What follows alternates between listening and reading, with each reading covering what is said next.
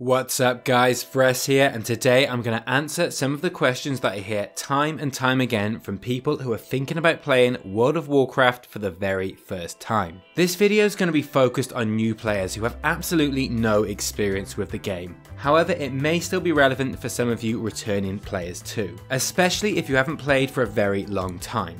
The first question, and perhaps the one I hear most often, is World of Warcraft either dying or dead? Well, the simple answer to that is no. WoW is by far the most populated MMO on the market, and it has been ever since it launched in 2004. Yes, the game doesn't have the player numbers that it had during its peak during 2010, but that's not really a great indicator to suggest that it's dying. People have been saying that WoW's dying since the very first expansion, and to be honest, I doubt they're going to stop just because I'm saying that it isn't. However, it really isn't a debate that you need to waste your time with. Millions of people pay to play WoW every single month, and that will almost certainly increase with the launch of the latest expansion at the end of this year. Just to put this in context, even the games that offer all of their content without a monthly subscription fee are unable to reach the same numbers as WoW. And I'm not talking about crappy games either, I'm talking about serious competitors in the MMO market such as Guild Wars 2 and the Elder Scrolls Online.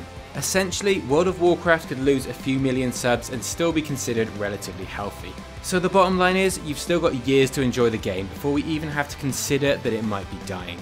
The second question on our list often comes from people who have been watching WoW for a long time but have never actually taken the plunge and played. That question is, did I miss the glory days? Well, that really depends who you ask. Some people think that the game was at its best in the first few expansions, whereas others hated the clunky and unpolished features and dread the thought of going back.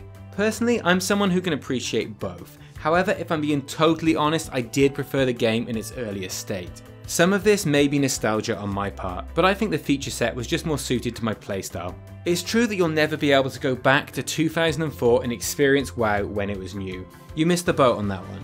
And I won't lie, there was something special about playing the game in those early years. However, you are going to get the next best thing, as Blizzard recently announced that we're getting classic WoW servers in the near future. For those of you who don't know what this means, it's essentially a full reset of the game. You'll be able to play the original World of Warcraft game that launched back in 2004 and experience all of its vanilla flavoured glory. The cool thing is, you'll be able to play current WoW at the same time, and I for one will be hitting both versions pretty hard. The next question that often comes up is whether the WoW community is toxic, and the honest answer to this is that it can be. However, I found that the majority of my interactions with other players in the game have been positive. Now maybe that's because I'm generally a positive person and I don't tend to get into flame wars in chat. Though, that being said, I've seen my fair share of toxic arseholes over the years, and there's no denying that they exist in WoW. You tend to encounter toxic players most often when you randomly group with other players that you haven't met before, and that you probably won't meet again. It's really just luck of the draw in terms of who you get, and you always have the handy ignore command if they really start to get on your nerves. My advice is to find your own community in the form of a guild that shares your values. You can find guilds recruiting for your server on the Warcraft forums, in Facebook groups and on subreddits. If you want, you can even join our guild if you're on EU servers, but more about that at the end of the video. The community in WoW is really what you make of it, and being in a guild of like-minded and respectful players can make your in-game experience so much more special. And when you do inevitably find yourself face to face with a troll, remember that they're likely just some loser who's trying to bait a reaction, so don't give them one. So I'm kind of dreading answering this next question, as I don't want to sound like a salesperson for WoW, but I think it needs to be addressed. The question is, why should I pay a monthly subscription for an old game? Well, in reality, it's not really an old game that you're paying for. Yes, the original version of WoW was launched in 2004, but a new version comes out every 2 years. You just happen to keep all of the old content due to the game being an MMO. The way I look at it is that you're essentially paying monthly for the latest content, as well as the constant updates that are being made to the game. Also, you're paying to ensure a certain level of quality. In my opinion, no other MMO comes close to WoW in terms of its overall polish and volume of content, and that wouldn't be maintainable without the monthly subscription. Now that's not to say that you should pay for WoW. If you don't want to pay a subscription for whatever reason, then that's absolutely fair enough, and you have plenty of great buy-to-play options available. Personally, I look at it like this. Living in the UK, I can either play WoW for a month or purchase a single cinema ticket. For me, the WoW subscription offers far more entertainment in that month, and for that reason I stopped even thinking about the fact that I subscribed to the game years ago. Also, it's good to know that you can freeze your subscription when you're not playing or if you're low on funds, and when you come back you'll still have all of your characters. Like I said, this is just my take on it and I'm not trying to push you either way. Another big question I hear from people who are looking to get into WoW is, will I ever be able to catch up? I can definitely see where people are coming from with this question.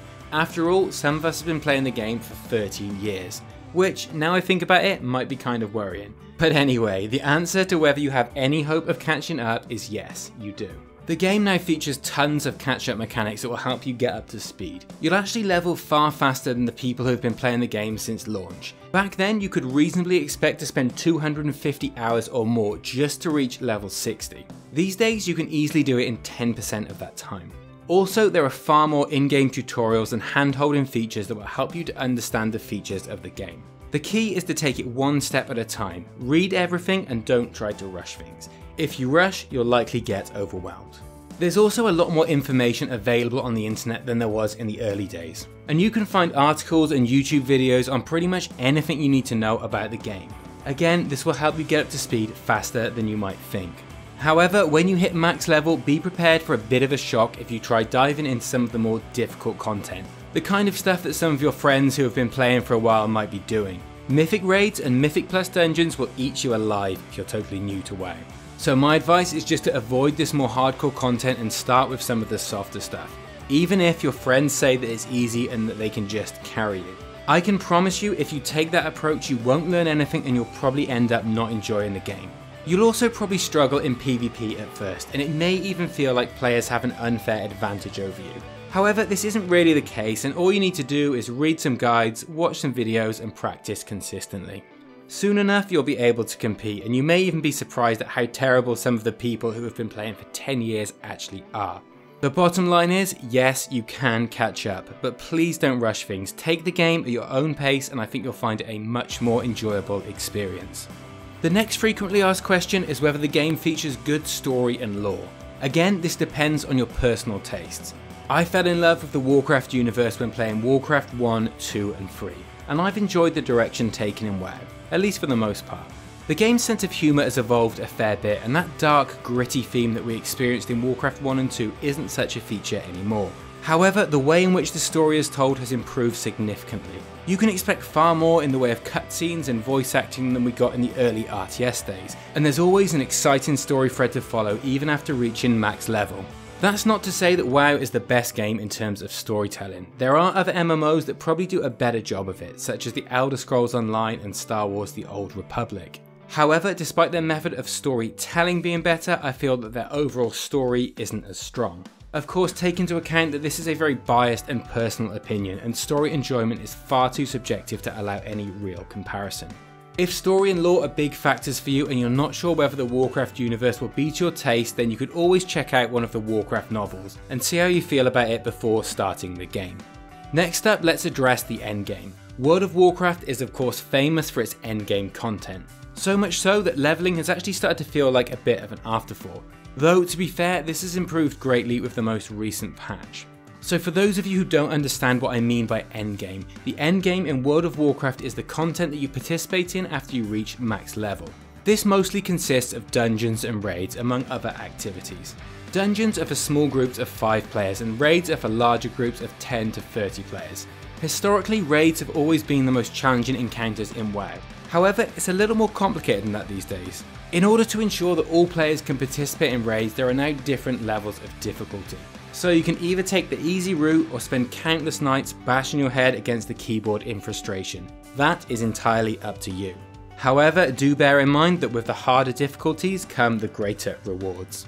Dungeons work in much the same way and provide players with a number of different opportunities for difficulty. Interestingly, Mythic Plus dungeons can now scale infinitely, so if you're looking for a challenge, there'll always be one waiting for you. If not, then just stick to the lower difficulties and enjoy the scenery. The challenge presented by Warcraft's endgame dungeons and raids is in my opinion one of its greatest draws. I haven't experienced anything quite like it in other MMOs, and I definitely encourage you to pick up the game if that's the kind of thing that you're looking for. Of course, there are plenty of other things to do at max level aside from dungeons and raids.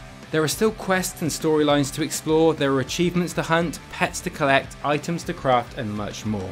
These activities certainly don't present the same level of challenge as dungeons and raids do, but if you're a completionist and you're just looking to find a world to kick back and relax in, then it could be a really nice fit. Overall, WoW probably has the most endgame content of any MMO, and though there are other solid options for casual and semi-casual endgame, I would say personally that WoW is the best place to be if you want to experience challenging dungeons and raids. There is one final question I want to answer before we wrap up, and much like the previous one, it often comes from veterans of other MMOs. That question is, how good is the PvP in WoW? Well, my answer to this is that it depends on the kind of PvP you're looking for. WoW offers battlegrounds that range from 10 to 40 players on each team, and they generally revolve around one or more objectives. You also have the option of taking part in 2v2 and 3v3 arenas. You may have even seen these featured in tournaments. On top of this, if you play on a PvP server, you can also fight players of the opposing faction in the open world. This is definitely something that you're going to want to consider before you pick the server that you're going to play on.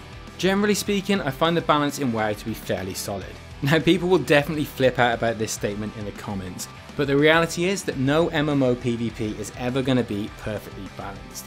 And at least we're a long way from where we were back in the early days. Back then there were some ridiculous PvP mechanics that saw people one-shotted in battlegrounds with absolutely no chance of fighting back. You may still see stuff like this in open world PvP, but not in battlegrounds and arenas.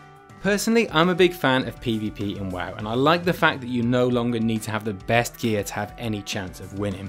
Again, this wasn't the case in the past, and before scaling was added to PvP, people with better gear could just steamroll you with minimal effort.